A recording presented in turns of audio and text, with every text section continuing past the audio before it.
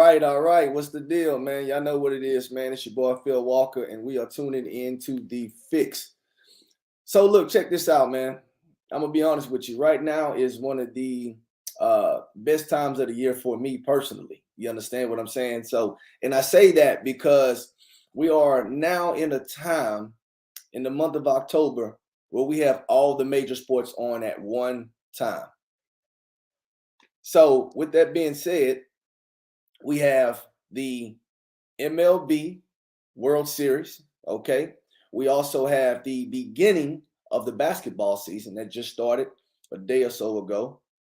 We are halfway through the NFL football season. Y'all already know how it is with the football, Texas boy. And then also we have boxing news. So right now for me, the month of October is practically one of my favorite months. You dig? So we're going to get right into it. It's going to be a nice show today. Some of the topics we're going to talk about, obviously, I just listed them all. We're going to talk about the World Series. We're going to talk about the NBA. Okay, we're going to talk about the NFL, and we are going to discuss boxing. All right. So I'm going to bring one of my boys in, Coach K, Zone 6. I know him as Kendall. We're going to get this thing jumping. Yo, what's up, man? What's up, boss? How you doing? You got an echo. You might have something open. Hold on, let me fix that. I'm still having an echo, boss. Yeah, you playing something back. I don't know if you got it on your phone on the volume up or another window. Nope, you sound good now. I'm good to go. All right, man. All right, my apologies, man, for the computer malfunction. We got it lined out now, man. So as I was saying, I know I had an echo in the background, but right now is the most beautiful time in sports. You understand what I'm saying? We have all the sports on at one time: MLB, NBA, NFL, and obviously one of my other favorites, boxing. So we're gonna get straight into it, man. Coach K, let me tell you something, man. I'm gonna go ahead, man, and I'm gonna start with this MLB. I know we had our predictions who we thought would be in the World Series, but obviously, if you haven't heard, it's going to be the Texas Rangers and it's going to be the Diamondbacks are going to be playing for the World Series. So let me ask you, Coach K, man, who do you have taking that World Series? First, let me ask you this right here. Who did you predict out of Philly and the Diamondbacks, and who did you predict would win out of the Astros and the Rangers? I had Astros and initially I had Astros and Braves like early. But when we got to the playoffs after the Braves got eliminated, I thought Philly and Astros would make it. Okay, so let me ask you this right here, right? So, why did you pick Atlanta exactly? What made you pick those guys? Well, Atlanta hot. I mean, they be always good, man. For the most part, we got the history in the '90s where we kind of ran through things and stuff like that. The Braves always been kind of satisfying to watch it. Plus, I'm from Atlanta, so that's my actual team that I represent. But they was doing good this year. I peeked in on them. They had a massive record, and I just thought maybe after previously winning a championship, not last year but the year before that, I thought they was gonna come back on in there and probably get another ring out of it, especially with all that talent on there, like Acuna and all them kind of stuff. And I'm casual with baseball, but I hear their name a lot. So I know these guys are. I know the Braves got like at least 3 high-level players within the league because their name get mentioned. You know what I'm saying? And like I said, they need not because I'm just in Atlanta, but even when I look at some of the sports shows, I hear like Acuna Jr. You know what I'm saying? And I'm not a big fan of baseball, like I said, but I know the Braves got a lot of talent. So. And you could confirm that. And I was just like, man, these guys should probably be able to make it. And that's part of why I picked them. Okay, that's cool. So, and what made you roll with the Astros? The same thing. They got that championship pedigree. You don't heard about their name a lot, winning titles and championships over. They won it last year, right? So it was the Braves and then Houston. So I kind of had both of them going. Houston got the same situation going on, but they're more structured. And they're more gearing up toward a dynasty of some sort like that. Yeah, that's interesting because that's kind of one of my points of interest. As far as you mentioned that dynasty word, but for me, I actually had Philly, and I had predicted the Astros to play in the World Series. Obviously, I'm down here in the Greater Houston area, and the Astros is the only Houston team that I actually root for. Obviously, I'm a Cowboys fan, so not going to root for the Texans. And when it comes to basketball, I'm more so like players versus teams, but we're going to get into basketball a little bit later. But yeah, man, congratulations to the Rangers, man. So, however this plays out, we have a Texas team that is participating in the World Series. So that's good for the state in its totality. Obviously, I would prefer it be the Astros.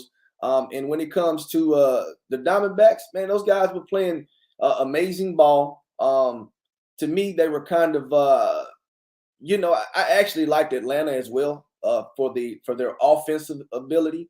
But when it came to Philly, I thought Philly would take those guys because they have better pitching to me. But Diamondbacks, man, they took care of business, and right now we have I'm not going to say an odd World Series, but nobody that I know predicted it would be the Diamondbacks versus the Rangers. Now, with that being said, who do you think is going to take the championship between those two organizations? I'm going for the Diamondbacks. Okay. Okay. Yeah. I mean, the Diamondbacks, what's gearing you towards the Diamondbacks? Is it because they were kind of a middle of the pack kind of team that kind of emerged at the right time? Or what is it about those guys that are is it because they're the underdog? So I mean, what's your thoughts on the team, and why are you picking them exactly? Because in playoffs and baseball, man, is different. See, the thing about football and other sports that we talk about, boxing, it's not a runoff, man. This shit is a drag out series. And as you see, things can go up and down real quick because they was behind in a couple of series against Philly, right? They was down. They was And down. exactly.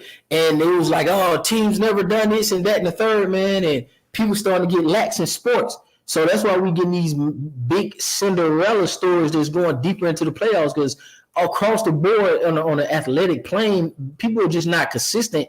And it's man, niggas really wanted the rings back in the day, man. They'll goddamn near die on the field, you know what I'm saying, for that shit. And in today's era, I think guys are kind of like fickle, so the Diamondbacks don't came in here and they're playing hot baseball. Straight up and down. They not too cocky. They not too, down on themselves. They flying in. They got, good talent around them. And I just see them, they've beat the best guys out there. I mean, that you can say that for both because, they coming from both sides. Same thing for the Rangers. But I just feel like the Diamondbacks got a lot of factors that I would like. Comeback factor in the series. And they hot right now. And I say the Rangers ain't, but I just like that comeback factor in some of the stuff that the Diamondbacks have done in teams that they don't played.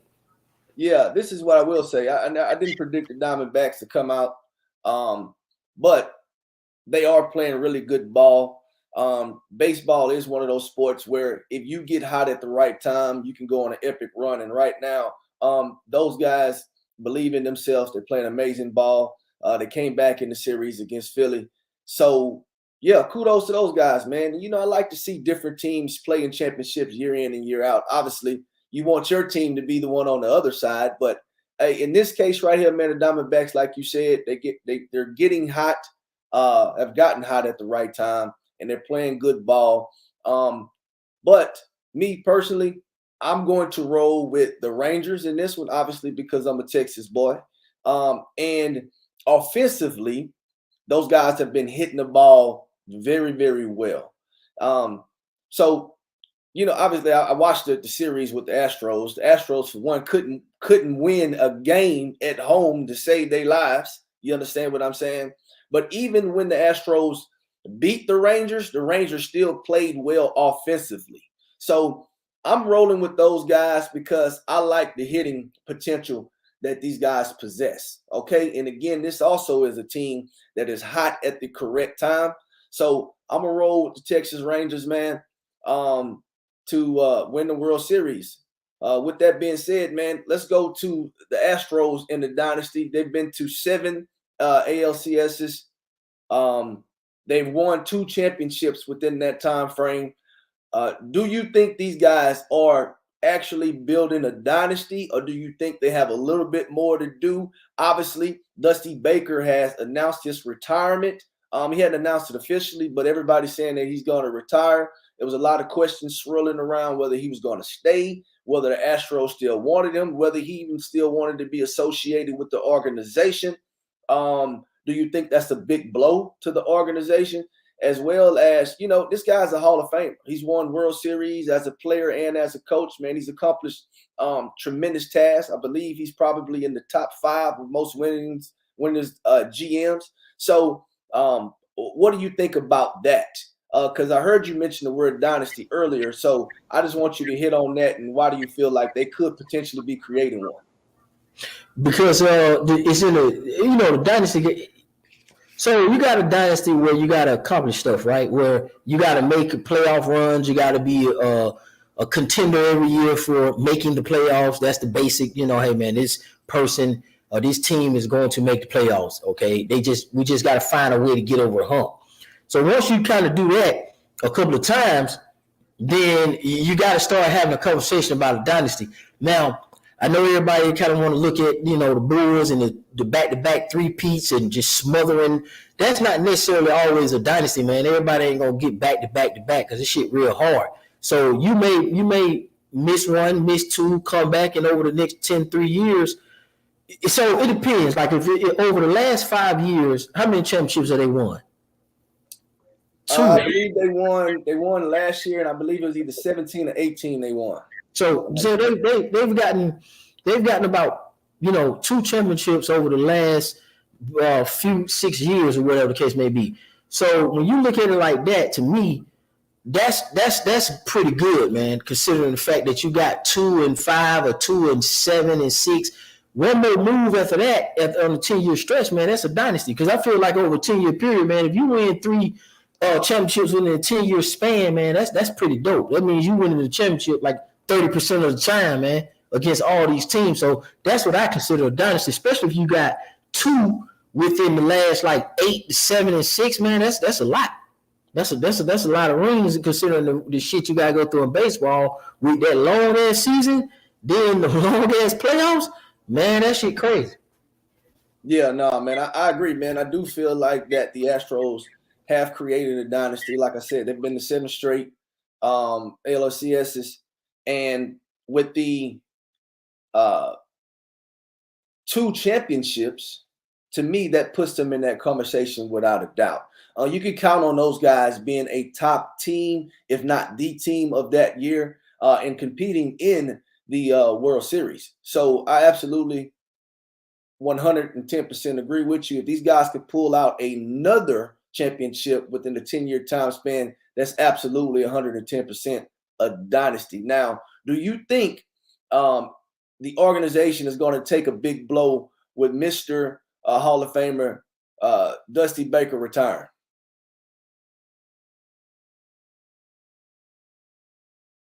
No. I'm thinking for a second. I don't think so, man. I don't think so because it's the next man up. I mean, it could have an impact.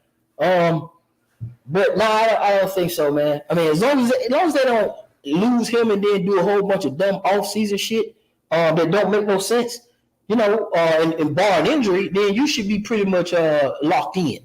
You should be locked in. Administrative, right? Of course, administratively, sometimes a nigga brings some shit that just, like Phil Jackson he on the administrative side of things, he the coach, right? With the triangle and getting people work together. If he ain't that type of administrative person, man, that shit really don't matter. Like if for instance, a GM and a coach and all that, if they're the glue, because like with the Warriors, I feel like, I'm gonna give you an example. I feel like the Warriors are a team where Draymond Green is the glue. And a coach can come in and really just plug and play. And as long as you stay out the Warriors' way and let Clay and Steph them be the champions, you're gonna be all right. You're gonna be all right, right? We've seen that with their organization. Yeah. But in some cases, on the flip side of that, some teams is actually the front office that do all that shit as opposed to the players themselves. So if the Astros, from your understanding, they're the type of motherfuckers that don't gel together without the GM and the admins, then they're gonna have some issues. If motherfuckers start getting traded and all this weird shit, then that's gonna be a problem. But if the team is really the team on a player level and the coach level, they're gonna be straight. The GM just gonna be, a nigga that just don't fuck nothing up. You know what I'm saying? Just chill. Just let us do us. And he's straight. Well, look, let me tell you this, man. I agree with you. I think the Astros have created a system that they have put in place to constantly recruit and add intricate parts to the team to keep the team very, very successful. Obviously, they won one without Dusty Baker. That's the one they quote unquote say that the Astros cheated in, and that's fine. Whatever. I say they some haters. You dig? But with that being said, man, I think that the way the organization is going, I think they'll be able to get a new GM in place that's going to be just as good or potentially even better than the Hall of Famer Dusty Baker, right? So salute to him, man, to his wonderful career as a player and a coach. But I think the Astros as an organization were preparing for this. They had to know that this guy could potentially retire, and they've probably been scouting for a while to see who they can replace him with, right? But, man, it's sports, right?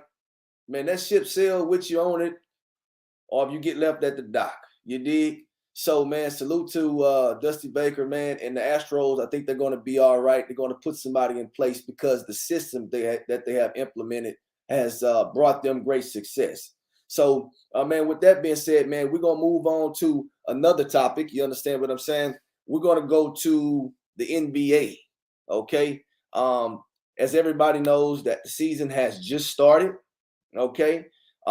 We got the winners, we got the losers, and we actually have two teams who have not played is the 76ers and the Milwaukee Bucks. But the first thing we're going to talk about is the guys who were the victors through the first 2 days of the NBA season, and the guys who are the losers in the first 2 days of the NBA.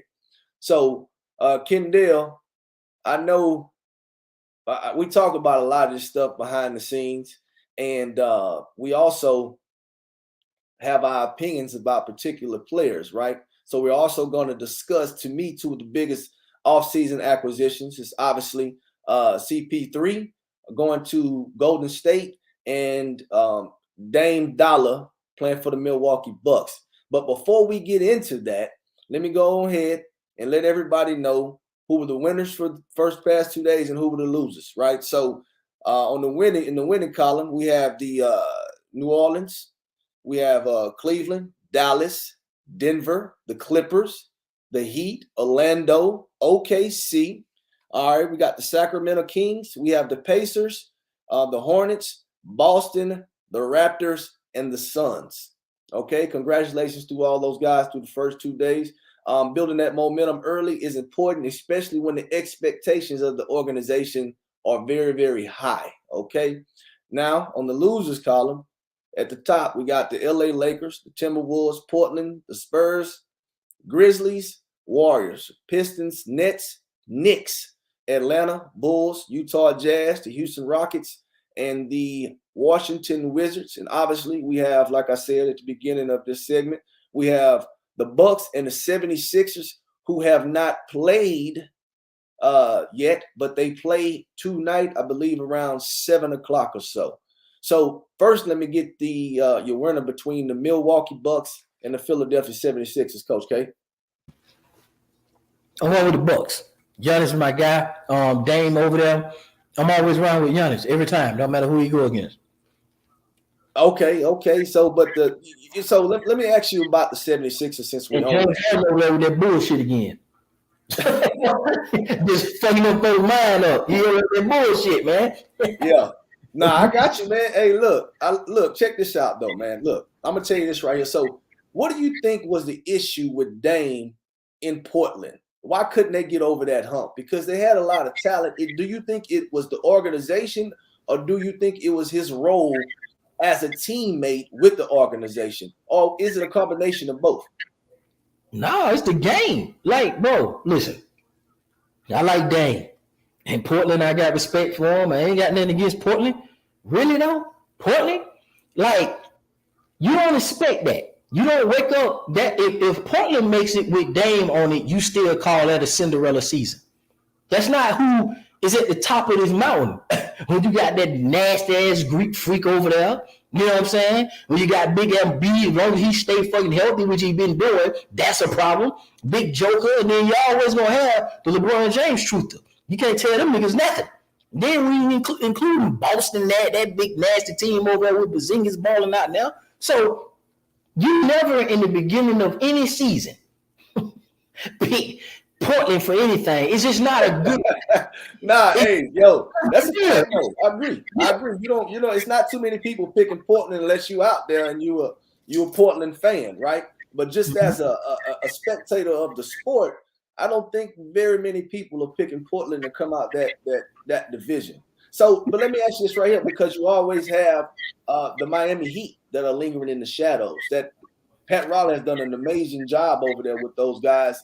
And really, I don't think the Miami Heat has just a true number one superstar. Obviously, they wanted to be Jimmy Butler, but obviously we've seen how he's performed on the big stage and leading up to the big stage. So I think the Miami Heat has done well as an organization in putting together complete teams without having that number one go-to.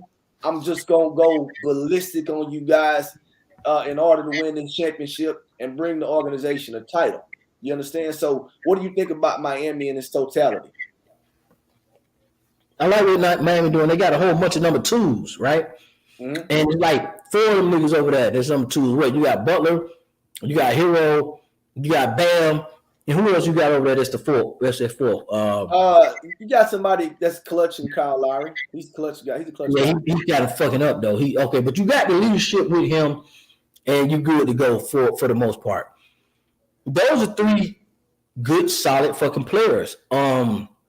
Especially Bam down there, man. Like, yeah, Bam. I like Bam, man. I like Bam, but it's something that he's again, man. It's something that the whole team is missing. Obviously, the team is amazing.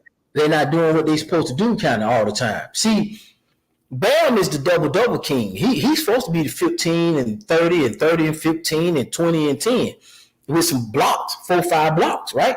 And all his shit need to be scoring, rebounding, and blocking. High field goal percentage. He good. He sneak out with a double-double every night. 10, 20, 20, 20, 15, 15. That shit right there. Right? Don't give me 3-4 blocks, bro. He out the way. Bam do his shit.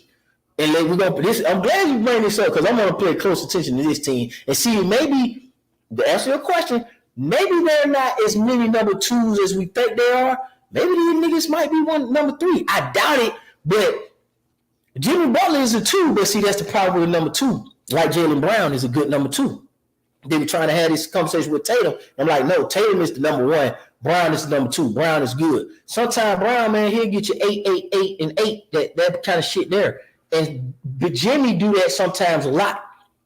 You can't be doing that. And then Hero is pretty good, but sometimes his shot be off. That's what killed him. Yeah, obviously injuries have played a factor in his role with the organization as well. So yeah, last year he was injured. This year he should be good. He's young. So let's find out with them and let's see what's going on. But what's missing is I'm gonna try to look at this year. I think that some of these guys they disappeared at the wrong time. Like them 3, Hero, Bam, and Jimmy, 2 of them niggas got to be number 2s on that night. If both of them, two of the number 2s can't have a fall off to leave Hero with all the work, or vice versa. Both of them niggas, 2 of the 3 number 2s got to be on every night. That's what I think the problem is with them. Well, I think the reason why they have been so successful is because I do think those guys have a team with very talented number 2s, but some of those number 2s could have a number 1 night statistically, right? It's never just that guy that's always consistent through and through all season long that's just having phenomenal number 1 statistical nights. And I think that's probably the problem with that organization. No consistency with those statistics of having that one dominant player that's going to give you the numbers that you need on every single night to win a championship. But I do think they've done well, like I said, just in general with having a complete and full team, because those guys are in the mix every single year, right? So Pat Riley, man, has done a phenomenal job over there. I know they shot at Dame Lillard, at Damian Lillard. They couldn't get him. Obviously, we know where he went. He went over there to Milwaukee. And what do you think his role is going to be with the Bucks? Because we all know that's Giannis' team, right? We know that's Giannis' team. So what do you think Dame Dollar role is going to be with the Milwaukee Bucks? I think he's going to be facilitator. I think the pressure off him, and he got a monster to feed, like a true point guard. That shit should give me Stockton and Malone vibes. Okay, so all right, so for me, I'll be honest with you. This is good for Dame. Because Dame is obviously a number one to me. But it's Giannis' team, and he's also a number one, right? So these guys have two number ones. And one of the guys who, like you said, is the facilitator, the point guard, can now feed the offense through a NBA MVP. You know what I'm saying? I mean, that's just crazy. So you got this guy, man, he can shoot the lights out. You understand what I'm saying? You got the Greek Freak, can do it inside of the perimeter. I think those guys have a chance to potentially go all the way to the NBA Finals and potentially even win. So I think this is good for Dame because I really don't think that Dame is a leader per se. I think that he does have leadership qualities, but Giannis is the guy. I think he has the mentality, he has the skill level, and obviously he has a NBA championship. So sometimes you need that guy on the court that's going to be the one that gets you over that hump. And Giannis, man, he's a product of hard work. He has not always been this good. He has molded himself into the machine that he is. And, man, like I said, he has the right mentality when it comes to winning, losing, and getting better for the next season. So I think Dame can kind of come in there and do his thing, and that's create offense and let Giannis continue his role. I don't think Dame wants to get in the way of that.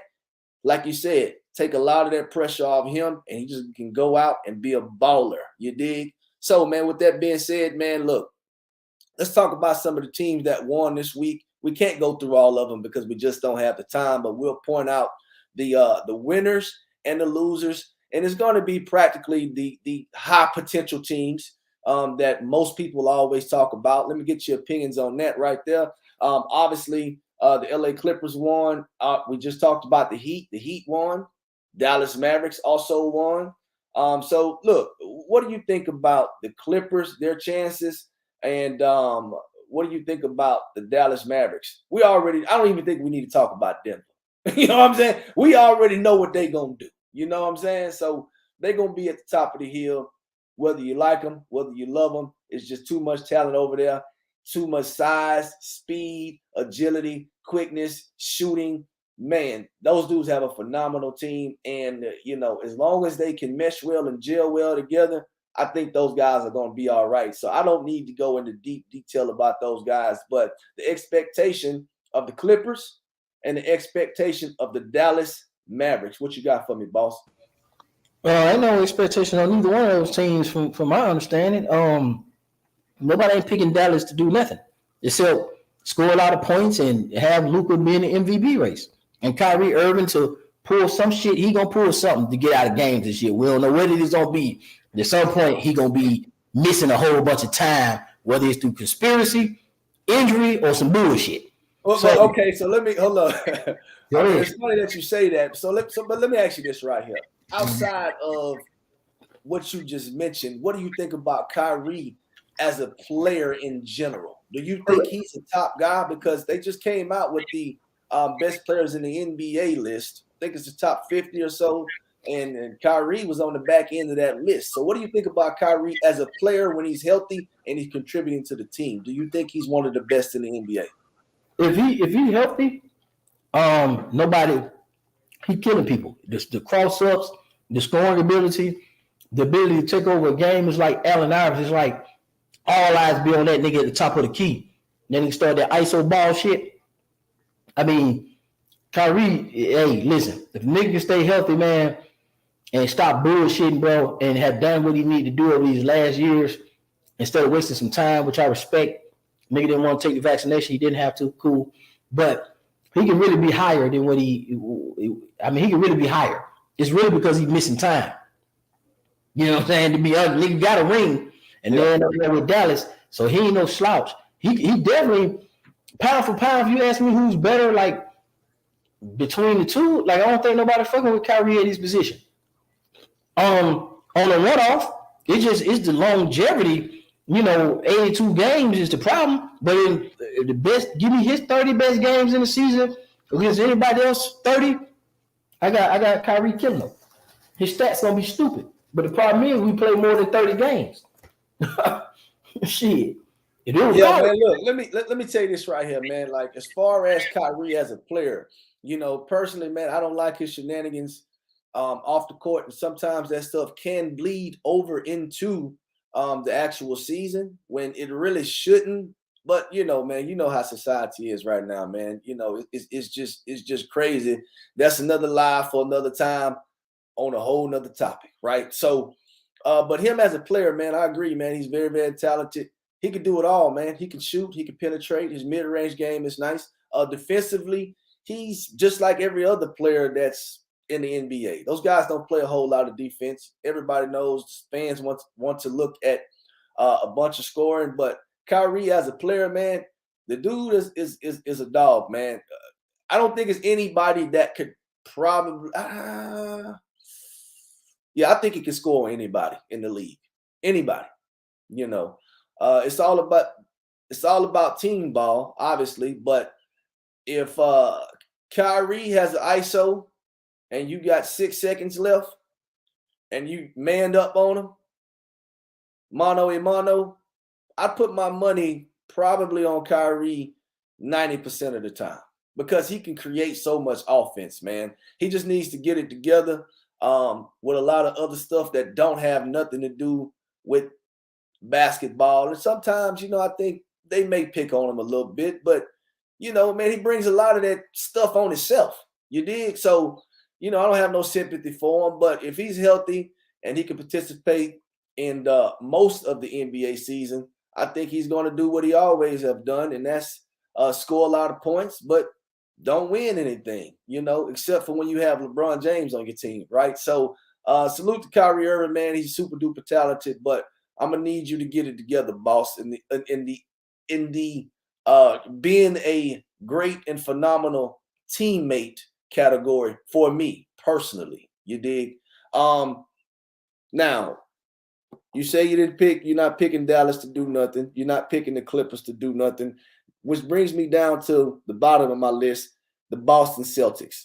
The expectation for these guys have been high for a very long time, and they have done nothing but let society and all the fans down, in my opinion. I know you mentioned Tatum. As you know, I am not a big Tatum fan. I think he is truly overrated. And I think that he's not the guy to bring a championship to Boston. I don't know who is, and maybe he can get there, right? Hard work definitely pays off. I'm a believer in that. But as he sits right now, I'm not a big Tatum fan. And as long as he's on that organization and it stands that he's been that guy that I've seen over several years, I don't see Boston doing anything either. Now, they could prove me wrong. You understand what I'm saying? But what say you on that topic? I like Boston. I like Tatum. I think Tatum is top 5 in the league. You think Tatum top 5? Mm-hmm. I definitely got Tatum over Joker. No. You got Tatum over Giannis? No. You got Tatum over Jokic? You said Jokic already. I mean, excuse me, not Luka. Excuse me. Yeah, I got him over Luka. You got him over Luka. Yeah. Okay. You got him over who else we got? There's a potential. Kind of run through the teams in my head. Curry, I probably Curry. You got him over Curry? I do, and it's strange, man. I do got him over Curry. Oh man, okay, that's interesting. We're gonna definitely have to wrap that. We'll have to wrap on that one on a totally different show. But you got him over Curry, okay, and then Kevin Durant. Yeah, I got him passing Durant. He passed Durant last over Kevin Durant and Kawhi Leonard when he healthy. Absolutely. Okay, hey, look, I'm just asking the questions, baby. Hey, you did. So we definitely will get into that. So you do think Tatum is a top 5 guy? So you believe in Boston, basically? Yeah, I believe in Boston. I just believe in the Joker and Giannis, in the Bay Area boys over them motherfuckers. So that's the problem. I don't see them. I see them with good potential to come out the East, but I still don't pick them to beat nobody in the finals, though. No matter how many times they come out, as long as Joker over there with that team and Aaron Gordon, and you got the Splash Brothers in full effect, man, I'm always gonna pick the Splash Brothers every year until proven otherwise. Okay, that's interesting, man. All right, so look, let me ask you this. I got Boston and Golden State in the finals. Right. So you don't have Milwaukee coming out. Nah. Damn, that's crazy. Okay, that's cool though, but that's I mean that's not odd though. I mean now hold on now. Obviously this boy if a major injury. Now, if Porzingis get injured this year and start that bullshit, I got Giannis now. Like just under the assumption that I mean, a nigga can miss some time. I ain't saying that nigga got to be a machine. But, man, all that, my ankle hurt, nigga, 2 months in a row shit, that ain't going to work. No. But I got Boston, man, with Porzingis. Boston, Porzingis with Brown and Tatum and Al Horford. Them niggas out there balling. I looked at that whole game. That shit was fire. Hey, them niggas, Porzingis out there acting a fool, man. But okay, that's what's up, man. Mm-hmm. So look, let me ask you about these losers though. But hold on, I'm that's early. Next video we gotta revisit it because one thing I had, you gotta give me credit for this now. I hadn't seen Milwaukee. I haven't seen Milwaukee play yet. Remember they played tonight. Okay, we go. Hey, look, but you also said that you rocking with Giannis no matter what. So I know that's your guy. Yeah. No, I'm rocking with Giannis because that nigga my favorite player, right? Okay, yeah, because I'm a guy. I'm a player driven. Yeah, right? That's I don't really have a basketball team. Obviously, I like LeBron. I've always liked LeBron.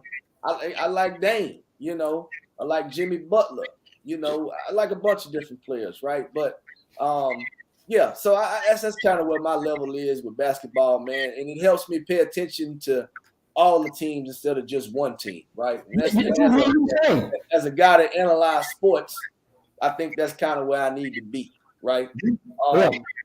Now, the biggest loss I think coming out of these first 2 days of the NBA is the Lakers.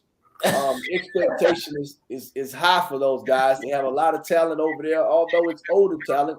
They have made some moves and getting some young talent inside of the organization to help LeBron and that dude who stayed hurt, who actually had a pretty decent season last year, Anthony Davis, who didn't sit out a whole bunch, right? So what's your opinions about the Lakers, and do you think they have enough in the gas tank to cause some problems over there in the West? Because some people are picking those guys to come out of the West. And obviously, they got good point guard play.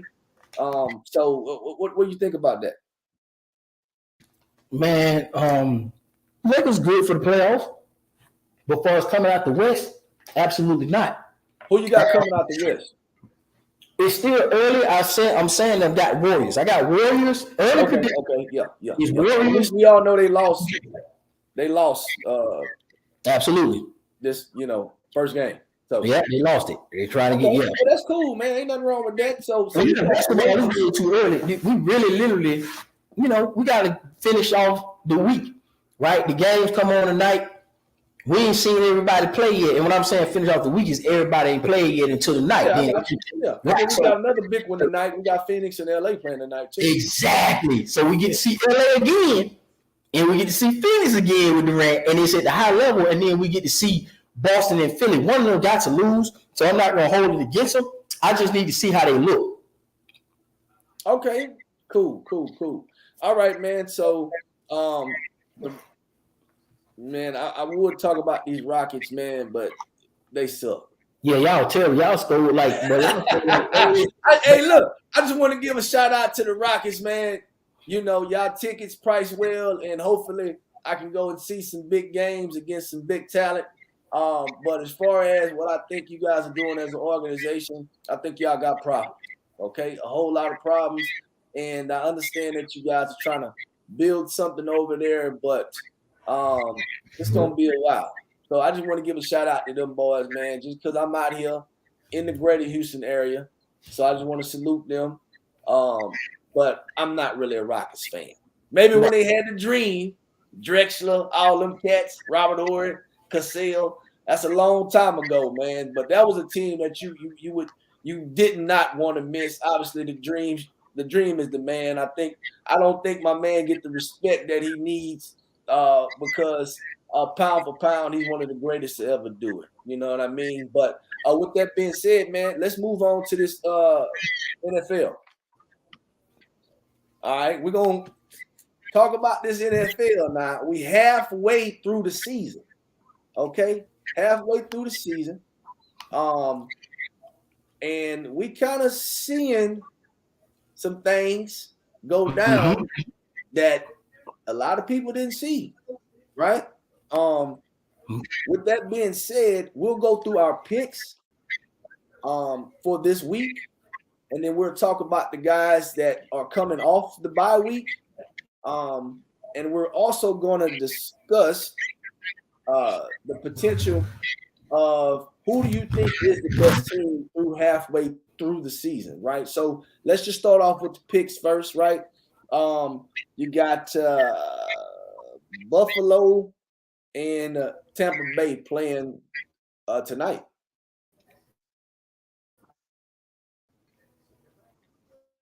Who you got winning that one?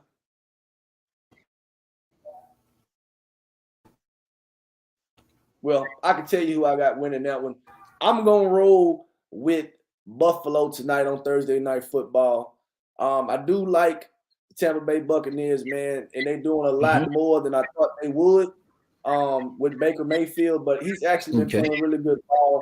As long as they can stay healthy at the wide receiver spot, they're always going to have a chance with Mike Evans. They got Godwin. The running game could be better, but hey, the guy back there toting the pill right now, he's pretty talented as well. But Buffalo inconsistent, but I still have them winning tonight. Who you got? I got Buffalo winning tonight on that. Okay, cool. So let's move on to the next one, Jags and Steelers. Steelers, man. Where they playing at? I don't have it on my notes, but I don't think it matters for me. I don't think it matters for me, man. I'm gonna roll with the Jags. I just think they got too much offense. Still don't have enough offense, and they're not good enough on defense to stop them. I don't think. ATM been toting that mail like a madman. Obviously, we know what Sunshine can do. Yeah, I'm rolling with them boys, man. I'm rolling with the Jags over the Steelers. I'm gonna go with the Steelers for the upset on that one. Okay, Cowboys Rams. Cowboys coming out of the bye week. Yeah, I'm gonna go with the Rams. Okay, you're gonna go with the Rams. All right. Yeah. We have Falcons Titans. But shit, what they playing at? I think they're playing in Atlanta. I got Atlanta. Okay. Saints Colts. Saints. All right. Look, I'm gonna go with the Falcons on that game, and I'm gonna go with the Colts over the Saints. Browns and Seahawks. Browns. I'm gonna go with the Browns too. We got the Broncos and the Kansas City Chiefs divisional game. Chiefs. I'm going with the Chiefs as well. Bears and Chargers. Chargers. Okay, that's a Sunday night game. I'm gonna go with the Chargers too. Maybe Justin Fields will be back, but obviously the Bears, they won without him, so salute to them guys. What about the Jets and Giants? Jets coming out of the bye week. So good for those guys.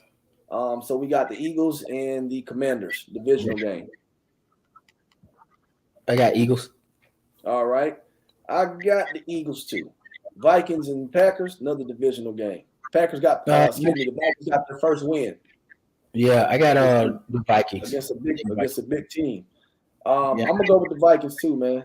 The Patriots and Dolphins. Dolphins. Okay, I'm gonna roll with the Dolphins as well. I like the Pats, man, and Bill Belichick can scheme very, very well, but I just think they got too many weapons over there, man. Texans and Panthers. Texans. I got the Texans too, man. I like what the coach is doing over there, man. Young brother, bringing a lot of attitude and swag to the organization. Former player, so salute to him. We got the Bengals versus the 49ers. Ooh, I got 49ers. Okay. I'm going to go with the 49ers as well for the bounce back, although Cincinnati is coming off a bye week. But we'll see if Brock Purdy, Shanahan, and those guys can make adjustments. Obviously, no Deebo Samuel at the moment. So they're missing one of their intricate parts offensively. We know what he can do. But we'll see how that goes, man. I still think they have enough to beat Cincinnati, though. So I'm going to go with the 49ers. We got the Ravens and the Cardinals. I got Ravens. Okay, I got the Ravens, too. And then on Monday night, I believe, is the Raiders and the Lions. Raiders and the Lions. I got Lions. Yeah, I got the Lions too, man. The Lions are playing a really, really good ball, man. They've only lost one game in the entire season. Hey, look, at the beginning of the year, man, I predicted that the Lions were going to be a problem for a lot of organizations, and they have been. It's a lot of offense over there. Those guys believe in themselves. The coaching staff is really, really good, and they're calling great games. They're playing well defensively. I like Detroit, man. This is good for sports, right? That we're not having all the same teams winning consistently. And Detroit right now is a new player, along with the Miami Dolphins. They're new players. But both of these organizations obviously have small little things to tweak to make sure that they're deep in the playoffs and potentially head to that big showcase, which is the Super Bowl. So look. With that being said, man, so you had the Panthers that were on the bye week for week 7. Panthers, Bengals, Cowboys, Texans, Jets, and the Titans. Out of all those teams right there, which one do you think needed the bye week to make adjustments halfway through the season out of the Panthers, Bengals, Cowboys, Texans, Jets, and Titans?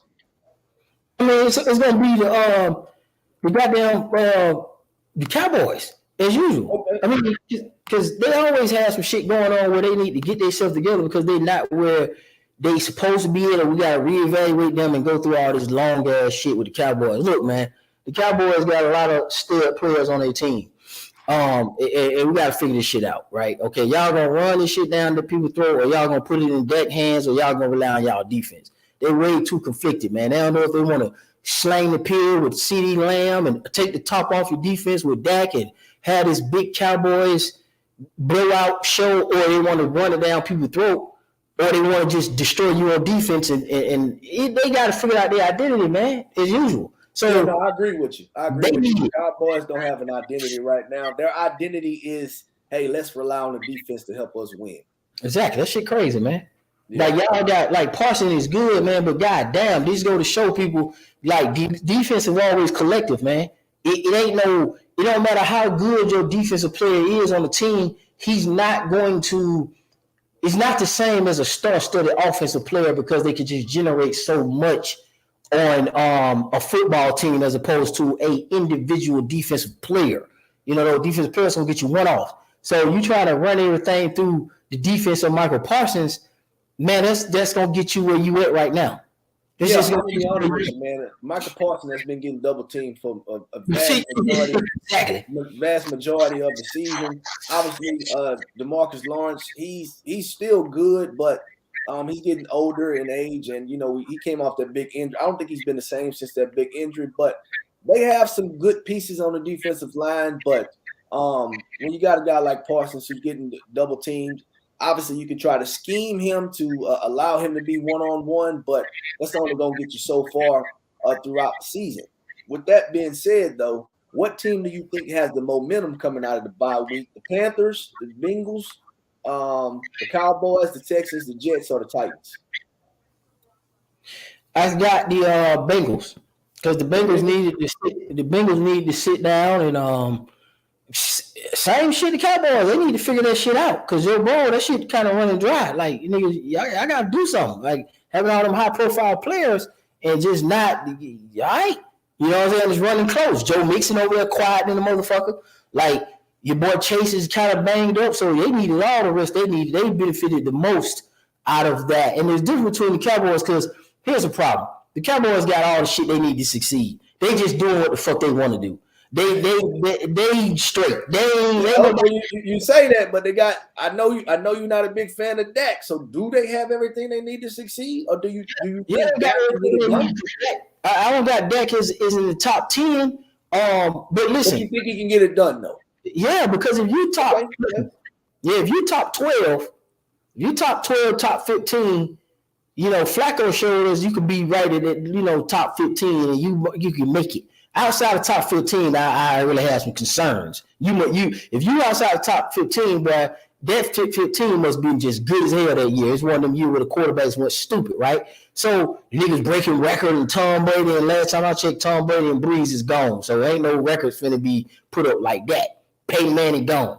So if you top 12 now, man, you got a fucking chance. Because with Mahomes, because the rest of them niggas is the same as Dak to a degree, unproven. They just flashes in the pan. Hurts, Flash. I mean, Joe Burrow, Josh Allen, Herbert, Sunshine. Watson bullshitting over there. Ritter ain't turned out to be shit. Most of these drafts ain't turned out to be shit. Geno Smith, that ain't hard to usurp. So my point is, and the bottom line is, the Cowboys situation is different because they already got all the elements. They know what the fuck to do. They just doing shit that's stupid. The Bengals actually needed a bye week to figure out what the fuck they trying to do. So you think the Bengals gonna have the momentum coming out of the bye week? They got to. They got no choice because they ain't got no. I mean, they won week 6. Yeah. So they got it. They need to come. They going into the bye. They had the momentum, right? They had the bye. They need to figure this shit out because they finna be a bust. Okay. Yeah, so look, let me tell you who I got with the momentum coming out the bye week. I got the Jets, man. I'm gonna go with the Jets coming out the bye week, man. Obviously we know what they did to the Eagles, 20-14. Okay, week 6 they beat those guys. So for me, I absolutely have the Jets coming out of the bye week. I got them coming out of the bye week with the momentum. They playing really, really good football. With that being said, man, we kind of getting down to the wire. We're going to finish this thing off with boxing. Okay? I know that's something that we talk about very, very often. We're not going to spend too much time on it today. But I'm going to just highlight a few good fights. And you can give me your opinions about that, man. The first one we're going to start with is Tyson Fury and Ngannou. Who gonna win between that, or what you saying? I mean, Tyson Fury gonna stop him. He already said it. Tyson Fury said, "I'm gonna come forward on you and stop you." He said, "That's it."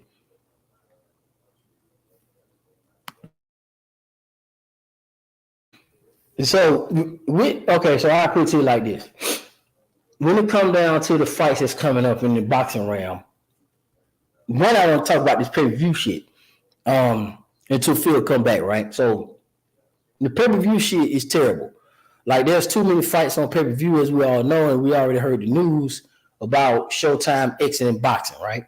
So I'm sitting here looking like, man, what could possibly happen now? So now what's going to have to happen is these boxers are going to have to actually fight. And just before you left, I had said I got Tyson Fury stopping him. He said he gonna come forward and stop the guy. He said, "Hey man, you think I'm finna run around the ring on you? You really think that?" Like I think sometimes people get it fucked up about Tyson Fury. Tyson Fury said out his own mouth. He said, "Hold on, man. Hold on. You think you prepare for? You think I'm gonna like run around the ring and shit against you?" He was like, "No, I don't know what to believe." This is what Francis saying. He said, "I don't know what to believe because you lie." That's a good point. Tyson Fury will lie, but hey man, the Gypsy King is the man. It don't matter who he get in there with. He get in that motherfucking fight against an octopus. You know what I'm saying? I got him coming out victorious. He will lie, but not about when he say he gonna stop your ass. And he said this out of his own mouth, but you've been telling everybody to pay attention to. He said, "No, I stopped Deontay Wilder, who they was trying to say is the greatest puncher in boxing right now. No, that makes me, because I stopped him." You know, Fury, that's what I'm saying. If you can get in there with one of the biggest punchers in boxing, man, and you can get up from his shot, bro, I don't see nobody. Francis Ngannou is not finna. He's no Deontay Wilder with the puncher power, right? Obviously, he's a big guy. He's very strong, in shape guy. But as far as his punching ability, we really don't know where it is realistically when it comes to boxing. But yeah, man, Tyson Fury gonna walk him down and he gonna stop him. But once you stop the best and biggest baddest man in MMA, you already the biggest and baddest man in boxing. You literally the biggest and baddest man on the planet at that point, man. It is no debating that. Period. Mm-hmm. That's right. And Tyson Fury is ridiculous enough to go and fight Francis inside of the cage too. Yeah, he is. He's just ridiculous, man, in that regard. But when you got Devin and Prograis, who you got winning that? I got Devin. Yeah.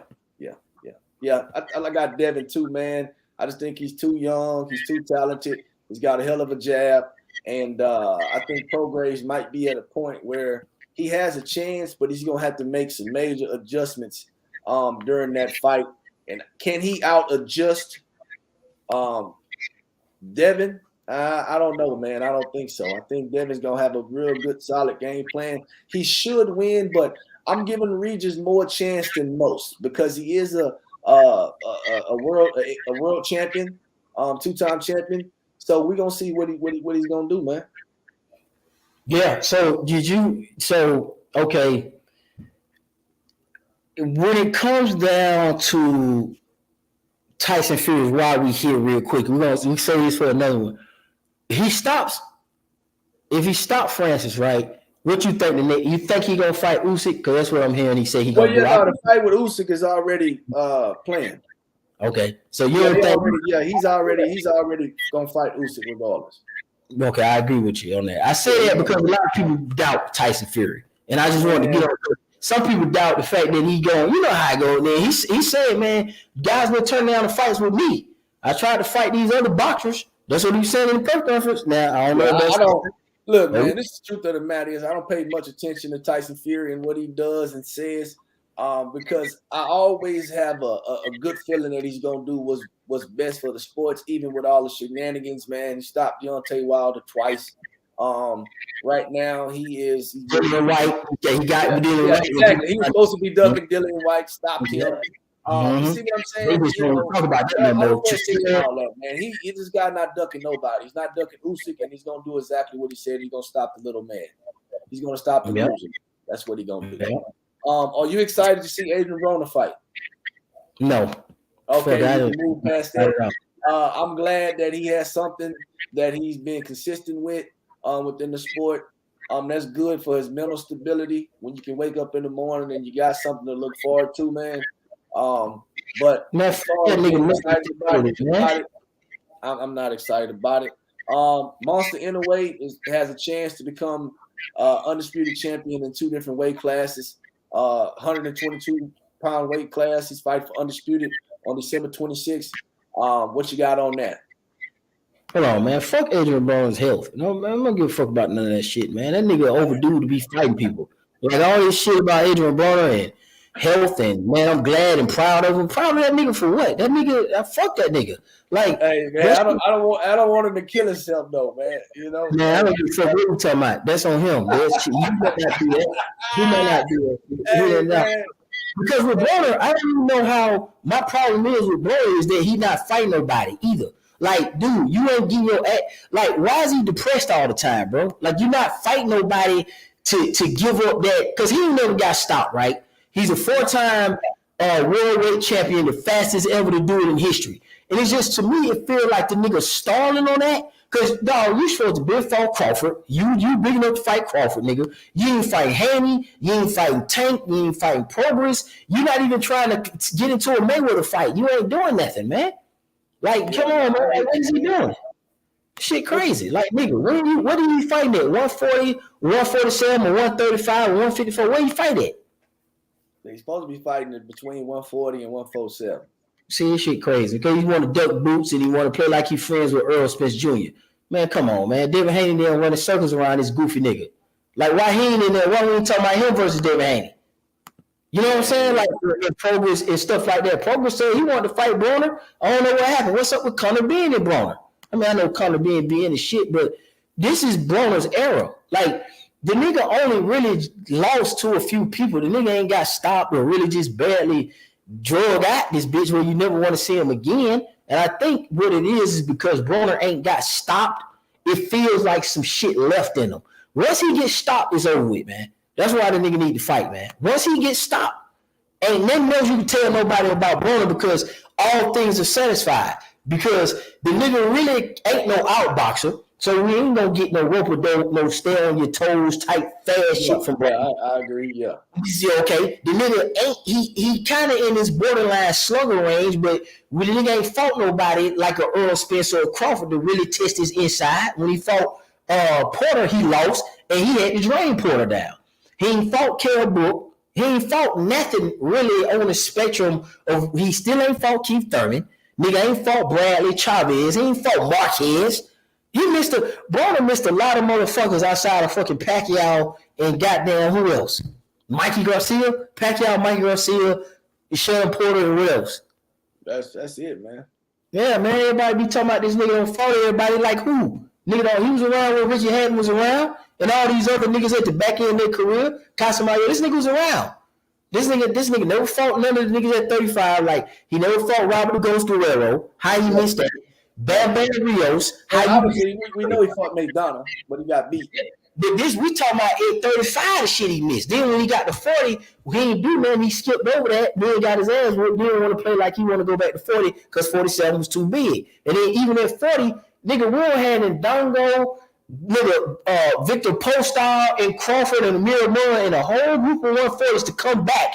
That nigga missed all that, bro. This nigga missed all the 35 work. Then the nigga missed all the 40 work.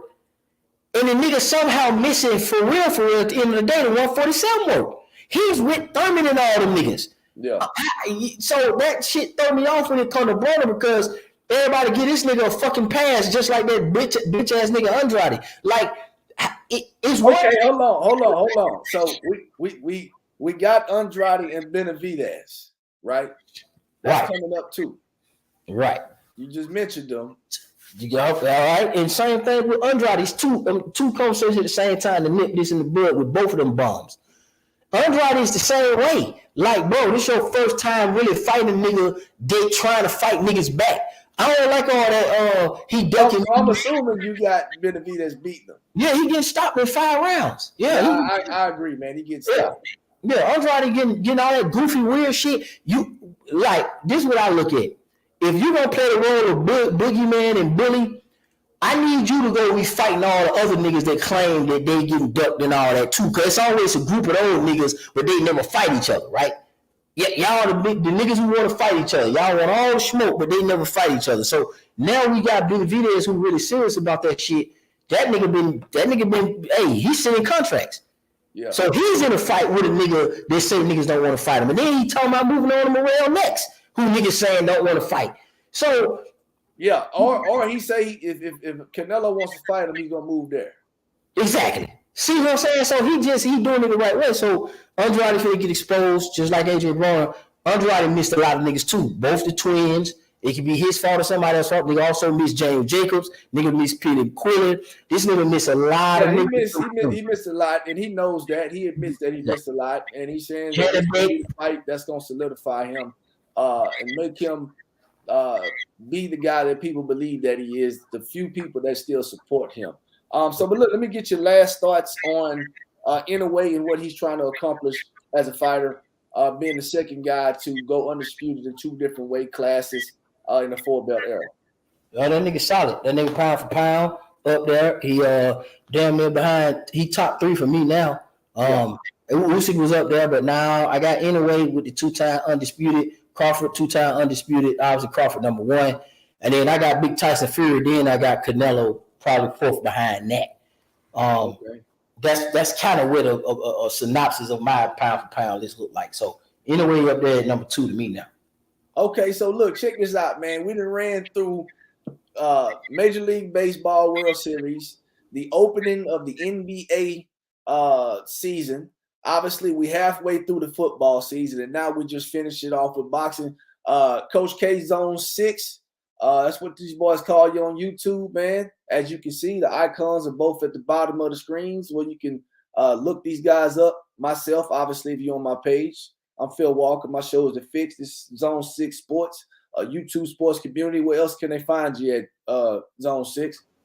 Yeah, on the channel, Zone 6 Sport, hashtag YouTube sports community. And then we just get it in on the channel. Same old live in HD. Y'all know how it go. For sure, man. Y'all already know where to find me, man. Right here on the Fix Sports TV. And then let me show you, boom, right there. Follow me on IG, THAA_FIX. You dig? Today, man, I appreciate everybody jumping into the show who came in. Salute to the panel, my man, Coach K, man. And y'all already know, man, we're going to start doing this a lot more often, okay? You can also find me on my man Zone 6 page, chopping it up about sports. So, man, salute to everybody, man. And again, this is the best month in sports. We got it all at one time. We just need to soak it in, absorb it into our skin, our brains, our heart and soul, because sports to me is life. You understand what I'm saying? And it's taught me a lot. So y'all boys holler at me, man. Like I said, I'm going to be doing more live streams. I'm going to be dropping more content. So y'all boys stay tuned, man. Deuce.